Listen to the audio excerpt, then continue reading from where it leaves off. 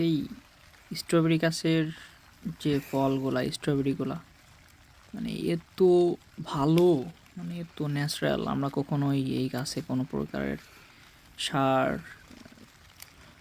Spray কোনো কিছুই করি না, একদম ন্যাচারাল। দেখতে পাচ্ছেন অসংখ্য স্ট্রবেরি ধরে আছে এবং নিজের হাতে সেটা তুলছি এবং নিজের হাতে খাচ্ছি। স্ট্রবেরি তোলে নিজের হাতে খাবো জাপানের মাটিতে এসে, এটা কখনোই ভাবিনি। তো দেখছেন কতটা সুন্দর একটা আকৃতি হয়েছে, অনেক বড় বড় হয়েছে, ছোটো আছে। তো আসলে অনেক স্বাদ, এটা বলে বোঝানোর মতো না। আর সবথেকে ইম্পর্টেন্ট যে ব্যাপারটা সেটা হচ্ছে নিজের হাতে নিজের ক্ষেতের সবজি, নিজের ক্ষেতের ফল তুলে খাওয়ার মধ্যে আলাদা একটা শান্তি অনুভব করে। সেটা আপনারা হয়তো জানেন, সবসময় যারা ফার্মে নিয়োজিত আছেন এবং এগুলা করতে ভালোবাসেন, গ্রামে যারা থাকেন।